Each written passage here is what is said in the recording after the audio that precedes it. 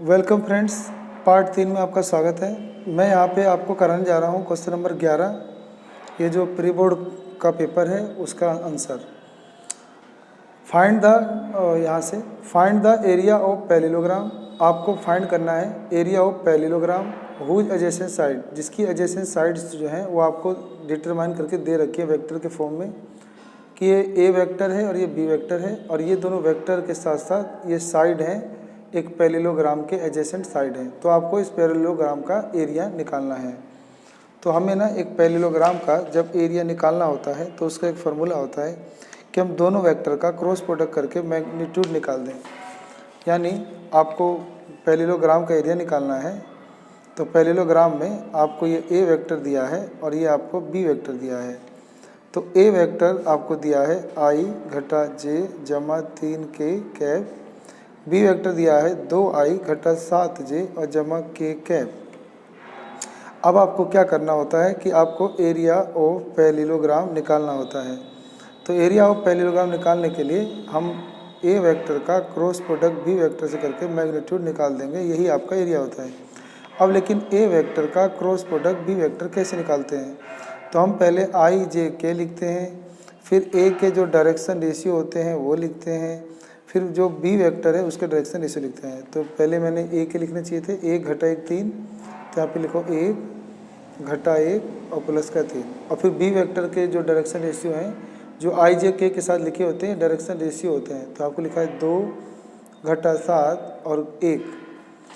अब हम इसका क्या कर देंगे, इसका डिटर्मिनेंट निकाल लेंगे। आपको डिटर्मिनेंट निकालना आता होगा, ऐसे निकालते हैं आई लिख के ये वाला, तो ये रो ये कॉलम छोड़ देते हैं और इनका हम डिटर्मिनेंट निकालेंगे अभी। फिर घटा जे लिखकर अब जे के ये जो जे जिस रो जिस कॉलम में वो छोड़ देते हैं, तो बच गया 1 3 2 1। ऐसी फिर प्लस के कैप लिख कर के जिस रो कॉलम में है वो छोड़ देते हैं और ये लिख देंगे 1 घटा 1 2 और घटा 7। तो यहाँ पर यहाँ पर आप इसको सोल्व कर देंगे तो आपको मिलेगा 1 एकम घटा 1 और जमा माइनस करते हैं तो -7 या 21 माइनस प्लस का 21 हो जाएगा। ठीक है, ऐसे ये जे कैप लिखेंगे 1 एकम 1 और घटा 3 दूनी 6। ऐसे यहाँ पे के कैप 7 एकम घटा 7 और जमा 2 एकम 2। आपका हो जाएगा ये जमा घटा होने पे 20i और ये जाएगा जमा 5j और ये जाएगा आपका घटा 5k कैप। अब आपको क्या निकालना था, इनका मैग्नीट्यूड। तो बस इनका आप मैग्नीट्यूड निकाल दीजिए तो वही आपका एरिया ऑफ पैरेललोग्राम हो जाता है। तो मैग्नीट्यूड निकालने के लिए ए स्क्वायर बी स्क्वायर और सी स्क्वायर लिया जाता है। तो आपका आ जाएगा ये 20 का स्क्वायर 400, 5 का स्क्वायर 25, 5 का 25, ये जाएगा 450। 450 का अब आप एलसीएम ले लेंगे तो 450 का एलसीएम लेने पे 2 से करने पे आएगा 225। फिर ये आपका 15 15 225 होता है। नहीं तो आप इसे 3 से लो, 3 7 21, 3 5 15, 3 से करो 3 2 6, 3 5 15, फिर 5 से करो 5 5। तो आपका जो जोड़ा बनेगा वो बनेगा 2 गुना 3 गुना 3 गुना 5 गुना 5। लेकिन पेयर तो 3 और 5 का बनना है, वो बाहर आ जाएगा, √2 अंदर। तो 15 √2। अब क्योंकि एरिया है तो इसको लिख दो आप स्क्वायर यूनिट। तो इस प्रकार से ये आपको एरिया निकालना था। अगला क्वेश्चन है आपका कि यदि यानी if A vector is a unit vector, A vector एक यूनिट वेक्टर है और एक्स वेक्टर घटा ए वेक्टर का डॉट प्रोडक्ट अगर हम एक्स वेक्टर जमा ए वेक्टर से करते हैं तो वो 8 के बराबर है। तो फाइंड द एक्स वेक्टर का मैग्नीट्यूड। तो ये क्वेश्चन जो है कैसे करेंगे तो देखते हैं। देखो, इस क्वेश्चन को करने के लिए पहले आपको वो क्वेश्चन लिखना है एक्स वेक्टर घटा ए वेक्टर, इसका डॉट प्रोडक्ट एक्स वेक्टर जमा ए वेक्टर बराबर में 8। अब ये एक्स वेक्टर जो है इन दोनों से डॉट प्रोडक्ट होगा, तो एक्स वेक्टर पहले इन दोनों से डॉट प्रोडक्ट होगा तो भी इसको ऐसे लिख लो। फिर माइनस का ए वेक्टर भी इनसे डॉट प्रोडक्ट होगा तो भी आप ऐसे लिख लो। अब ये इससे गुना होगा तो आपका हो जाएगा एक्स वेक्टर के मैग्नीट्यूड का स्क्वायर। ये जो अगर कोई सेम वेक्टर से डॉट प्रोडक्ट होता है तो वो अपने मैग्नीट्यूड के स्क्वायर के बराबर होता है। ऐसे ही इससे गुना होगा तो प्लस एक्स वेक्टर और ए वेक्टर ही रहेगा। ऐसे ये गुना होगा तो हम आगे पीछे लिख सकते हैं, x को पहले a को बाद में, और घटा a वेक्टर के मैग्नीट्यूड का स्क्वायर हो जाएगा ये। अब हमें गिवन था कि जो a वेक्टर है एक यूनिट वेक्टर है तो इसका मैग्नीट्यूड 1 होता है। तो अब यहाँ पर हम क्या करेंगे कि x वेक्टर के मैग्नीट्यूड का स्क्वायर, ये तो प्लस माइनस कट जाएगा, और घटा ये तो 1 का स्क्वायर बचेगा बराबर 8। तो x वेक्टर के मैग्नीट्यूड का स्क्वायर बराबर 8 जमा 1 जो कि 9 होता है, और 9 3 का स्क्वायर होता है, स्क्वायर से स्क्वायर कट जाएगा। तो 8 x वेक्टर का मैग्नीट्यूड ही चाहिए था, तो वो आपको प्लस का 3 मिल जाएगा। तो आपका आंसर प्लस का 3 आ जाएगा। एक क्वेश्चन और देखते हैं यहाँ पर, 13वां क्वेश्चन है। इसमें कहता है कि find the equation of line find करो which is parallel to this vector and passing through this point. तो अगर आपको कभी एक इक्वेशन ऑफ लाइन निकालनी हो जो एक लाइन इस वेक्टर के पैरेलल हो, जैसे बी वेक्टर के पैरेलल हो, और वो एक पॉइंट से होके जाता हो, तो पॉइंट आपको दे रखा है 5 घटा 2 4 से होके जाता है, और वो इस वेक्टर के पैरेलल जाता है जो अभी दिया हुआ है, तो 2i प्लस j और प्लस 3k है। पहले तो हम इसको लेट कर लेते हैं कि जो पॉइंट्स ये जो पॉइंट है इसको p मान लें। तो अगर इसका हम OP निकालें यानी a वेक्टर निकालें जिसे बोलते हैं पोजीशन वेक्टर, तो वो आपका हो जाएगा, इनके साथ i j k लग जाएगा, तो 5i घटा 2j और जमा 4k, और जिसके ये पैरेलल है तो उसको b वेक्टर मान लेते हैं, तो 2i plus j plus 3k।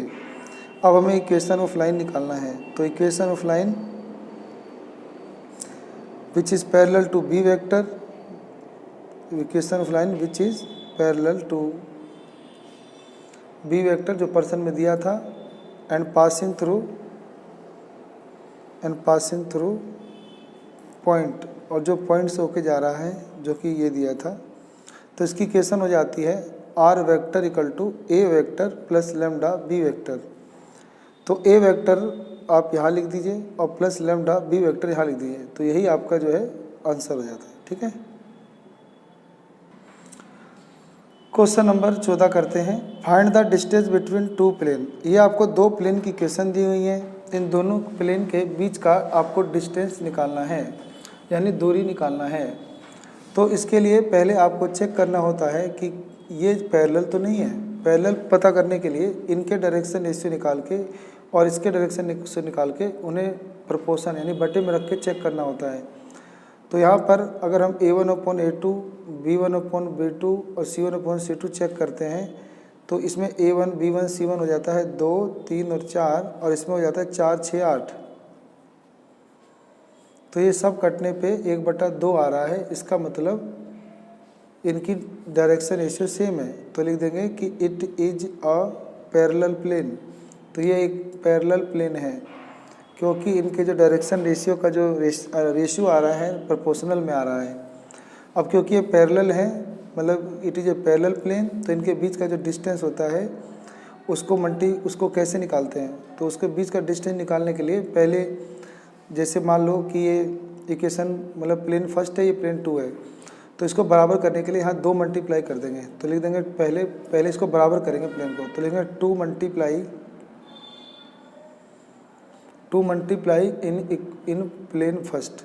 तो प्लेन फर्स्ट में आप मल्टीप्लाई कर दो 2, तो 2 मल्टीप्लाई करोगे यहाँ तो आपका आ जाएगा 2x plus 3y plus 4z बराबर 4 था, तो इसमें पूरा 2 मल्टीप्लाई करोगे तो ये हो जाएगा आपका 2 दूनी 4x, ठीक है, और प्लस 3y, 3 दूनी 6y और प्लस 8z बराबर 8। ये इक्वेशन फर्स्ट आ गया प्लेन का।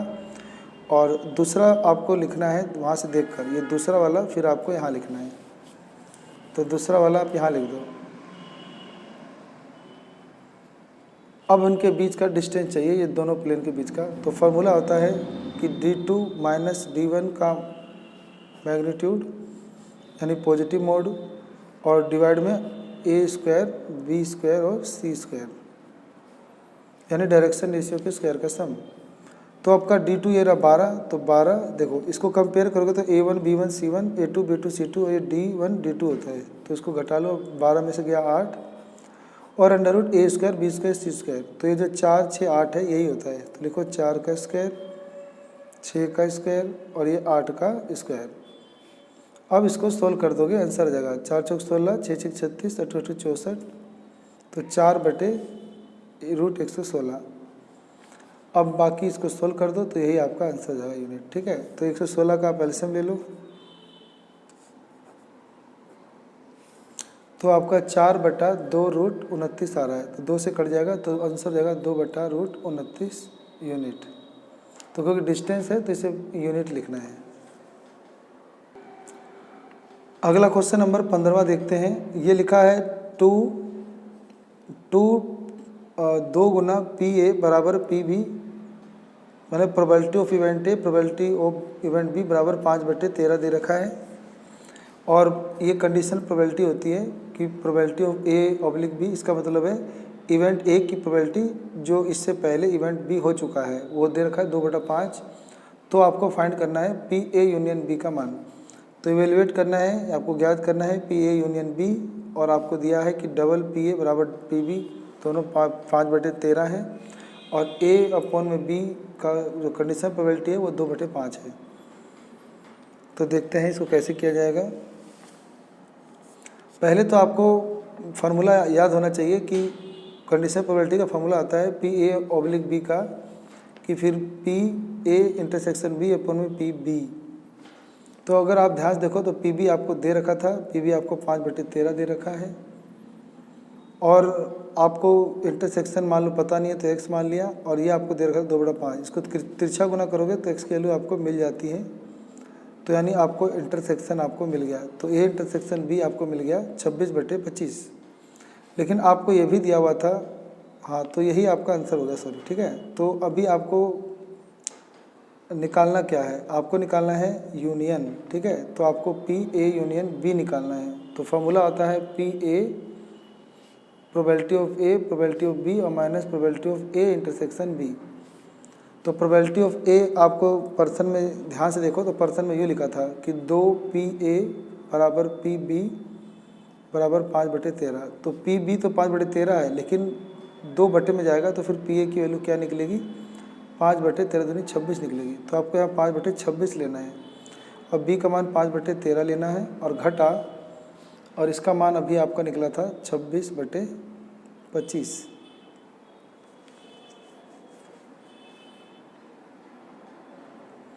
और बस इसको आप सोल्व कर दोगे तो आपका आंसर आ जाएगा। ठीक है, एक क्वेश्चन और देखते हैं, 16वां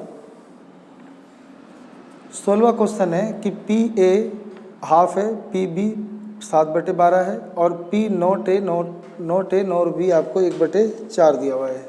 तो बताइए कि घटना A तथा B स्वतंत्र हैं, यानी event A and B are such that probability of event A is 1/2, probability of event B is 7/12, and PA not nor B is 1/4। तो state whether A and B are independent. तो independent वाला question जो है exam में जरूर आना है। तो देखो मैंने कैसे कर रहा हूँ। तो हमें दिया है कि 2 इवेंट हैं वो इंडिपेंडेंट है। तो 2 इवेंट तब इंडिपेंडेंट होते हैं जब उन दोनों के इंटरसेक्शन जो होते हैं वो बराबर होते हैं, उन दोनों के अलग अलग प्रोबेबिलिटी के मल्टीप्लाई के बराबर होते हैं। तो यानी A की प्रोबेबिलिटी को अगर B की प्रोबेबिलिटी से गुना कर दे और वो इनके इंटरसेक्शन के बराबर आ गया तो वो इंडिपेंडेंट होता है। तो अब क्या करेंगे, हमें पर्सन में तो ये दिया हुआ था कि A नॉट, मतलब ये आपको दिया हुआ था, देखो यहाँ पे ये दिया हुआ था P not A nor B। तो नॉट A नॉर B को यूँ लिखते हैं, A नॉट नॉर B यूँ लिखते हैं। इसको फिर ना हम, ये दोनों पे नोट है, इसको हम इंटरसेक्शन का नोट भी कह देते हैं, जो कि 1/4 है। ये आपको बहुत ज़रूरी है जानना। उसके बाद ना आपको एक और फार्मूला पता है कि अगर आपको नोट निकालना है तो 1 - PA इंटरसेक्शन भी कर देते हैं। जैसे एक इवेंट होने की और एक इवेंट नहीं होने की, दोनों का प्रोबेबिलिटी का सम 1 होता है। तो नहीं होने की 1/4 दिया था, होने की निकालने के लिए 1 माइनस कर देंगे तो 3/4 आ जाएगा। अब हमें चेक करना है कि ये इंडिपेंडेंट है या नहीं। तो PA आपको दिया था 1/2, PB दिया था 7/12, इसे मल्टीप्लाई करो। तो मल्टीप्लाई करने पे हम देख रहे हैं बराबर नहीं आ रहा है। तो left hand side right hand side बराबर नहीं आ रहा है, तो लिख देंगे देयरफॉर, इस वजह से the event A and B are not independent, यानी इवेंट A और B जो है वो इंडिपेंडेंट नहीं है। सही है। तो मिलते हैं आपसे अगली वीडियो में, पार्ट 4 में। ये पार्ट 3 था। आप सबका अपना कीमती समय देने के लिए बहुत बहुत धन्यवाद।